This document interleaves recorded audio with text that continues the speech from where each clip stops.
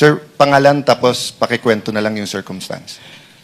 Ako po sir si Bernard Gumban. Bali po, nakapag-deliver po ako doon kay Senator Erwin Tulfo ng 2 beses.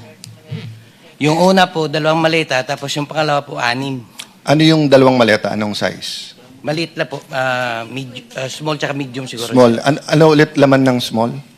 Nasa 20 to 25. Okay, and then medium. Yung medium po. Ay, medium ata yung 20 to 25, no? Tama ba? Maliit po. Yung small po, Okay, tapos yung medium. nasa 40 to 50. Okay, so ang dineliver mo is from 60 to 70. Ganun. Okay. Tapos yung pangalawang beses po, Your Honor, 6 na malita na po. 6 na gano'ng kalaki? Halo-halo po. Halo-halo na. Opo, So, Your Honor. Your Honor. even assuming small lahat, kung 6 sa 25, at least 150. No, at least.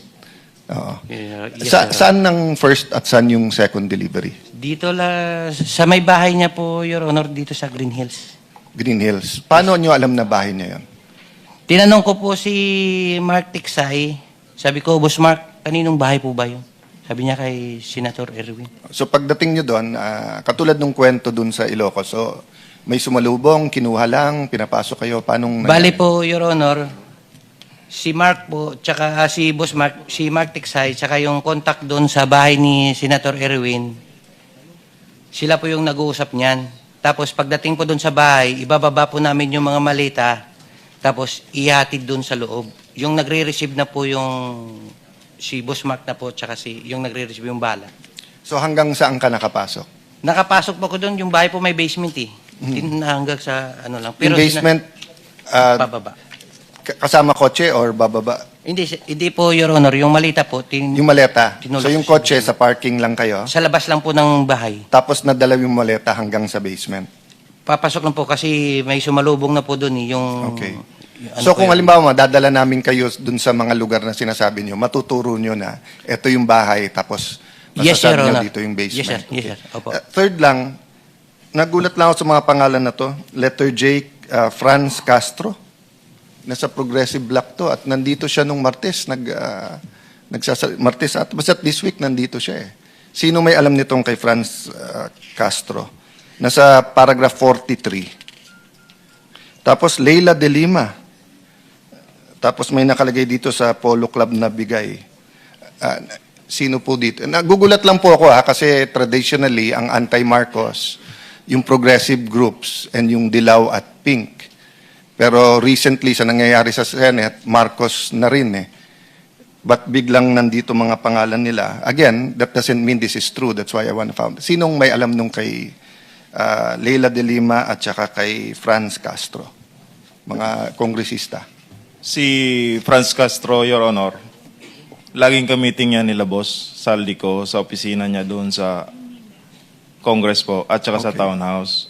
Then pagkatapos po ng meeting nila, paglabas po, may mga bit-bit na po yan silang mga paper Pag bag. sinabing sila, sino pa usually kasama ni Franz Castro? Not necessarily sa pera, sa meeting. Yung babae rin yun, Your Honor, yung lagi niya kasama. 3 yan sila, Your Honor, kasama si Raul Manuel at saka yung isa pa. Si Franz Castro at saka si Brosas, Your Honor. Okay. How about yung kay Leila de Lima? Sinong may alam? Si Laila de Lima po, lagi po yan sa Townhouse. Ka-meeting po sila boss. Then, pagkatapos po niyan, ganun din po, may dala-dala na rin po yan. Kuha niyan, Your Honor, Quadcom hearing.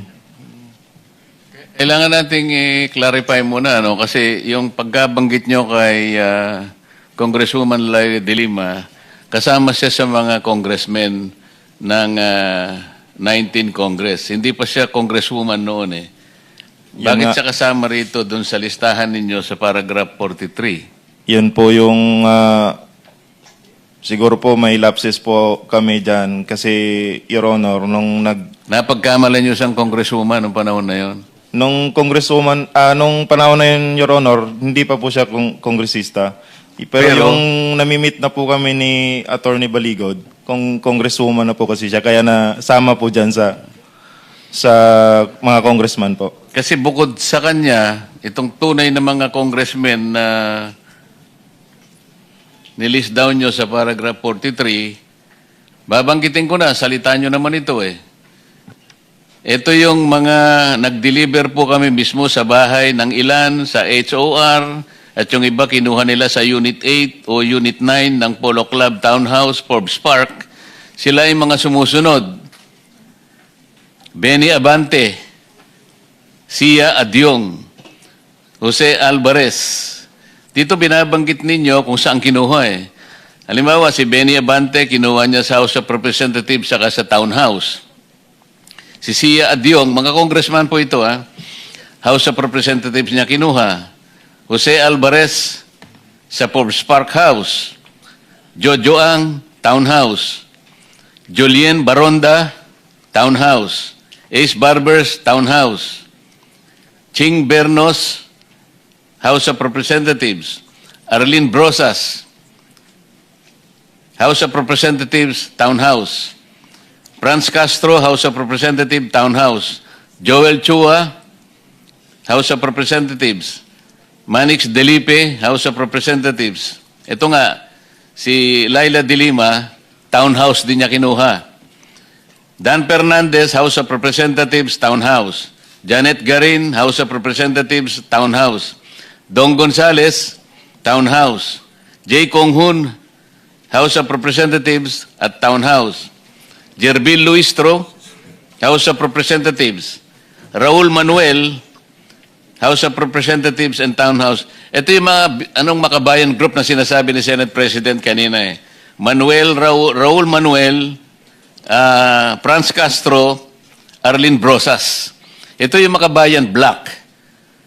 Na kapag nagsasalita sila sa House of Representatives, matagal ko po silang nakasama roon eh. Wala nang ginawang mabuti ang gobyerno. Palagi sila na lang mabuti. Na parang sila, ay ngayon pala, di ko sinasabing totoo lahat ito, kaya kayo nandito para patibayan ninyo, para tindigan ninyo na totoo lahat ang sinabi nyo rito. Sandro Marcos, Forbes Park, Paulo Ortega, House of Representatives, Joseph Paduano, House of Representatives, Townhouse, Stella Kimbo, House of Representatives, Townhouse and Residence. J.J. Suarez, House of Representatives. Erwin Tulpo, ayun, Green Hills, House of Representatives. Itong lahat po ng binanggit ninyo na mga ngayon ay naglilingkod na miyembro ng House of Representatives, yung iba naman ay wala na, kailangang mapatibayan natin sa pagitan ng inyong individual o sama-samang paglalahad na tama lahat na sila ay nakatanggap sa iba't ibang paraan at iba't ibang lugar ng salapi.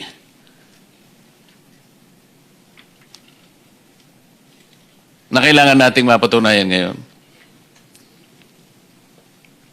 Sino gusto magsimula? Kailangan mapatibayan natin lahat ito. Your Honor, itong mga dating mga sundalo natin ay meron silang na-share sa akin na screen capture ng kanilang chat group, no? Kasi ang nangyayari po noon, may chat group sila. Pag mag-deliver sila ng pera sa isang personalidad, ay kinukuhanan nila ng picture. At ipinapasa sa chat group nila.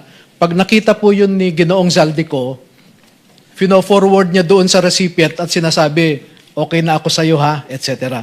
Pero kung kasama mismo si Ginoong Zaldico sa pag-deliver, hindi na nila napipicturan. Hindi, yun lamang, maski na yun, pwedeng tanggapin ng komite. Dahil ang importante lang, mapatibayan natin na itong mga taong binanggit natin ngayong umaga, sapagkat ito naman ay nasusulat sa inyong pinagsama-samang salaysay, merong mapagbabatayang... Ito po, no, noong April 8, Tuesday po ito, may nag-text yung si Police Captain Alvin Nugid, yung parang team leader po nila. Sabi niya, Franz Castro, saka Arlene Brosas, dito na sila, sir. Tapos may sagot, sir, may kasama pa daw sila, continue daw. Pabato na lang, sir, sa tropa sa baba. And then may naipasa rin nga sa akin na isang picture ni Congresswoman Brosas doon sa opisina ni Congressman Saldico, no? So si Congresswoman So, lahat ng nabanggit nating mga public figures ngayon, merong mga confirmatory na ebidensya sa chat ninyo, kung hindi man litrato, confirming that all of them Opo, received these kickbacks. yung pag-receive po ng kickback, sabi ko, pinapadala sa chat group nila. Yun nga, merong Oo. coverage na chat group report, kung ano man ang tawag ninyo, para mapatunayan nating isa-isang mga ito na nakatanggap ng kickback. Hindi po exactly na one-on-one correspondence po, no? Dahil yung iba po na na-capture nila sa screenshots, through screenshots, nakuha po sa telepono ng iba. Pero may naiwan din po sa iba na maibibigay po namin sa Chairman, inyo. I think ang ibig sabihin ni Chairman, katulad nung nagtanong ako kay Senator Tito Soto, allegedly, sinagot nung tatlo or dalawa-tatlo, nung tinanong ko kay Senator Erwin. So I think kung sino lang may personal knowledge dun sa iba. But just one comment lang, Mr. Chair, and appeal to sa Armed Forces of the Philippines. Alam niyo po, hindi biro po yung namamatayan ang sundalo. Akala natin pag namatayan yung sundalo, kompleto yung pondo para sa kanyang byuda or kung babae siya para sa kanyang nabiyudo at yung mga anak, no? Remember, kung namatay yan ng tinyente, hindi makukuha nung kanyang byuda yung sweldo na bilang colonel or bilang general. I mean, and yung anak, hindi na makakausap yung kanyang tatay o nanay. The reason why I say this is because yung progressive group have been consistent in trying to get the NTF-LCAC abolished. And they have been very consistent na dapat walang mga pondo para sa ilan mga lugar sa Pilipinas at NTF-LCAC. Marami silang accusation dito. So napakasakit naman kung nasa gobyerno pala ginagamit yung nakaw na pera para bigyan tong mga individual na to.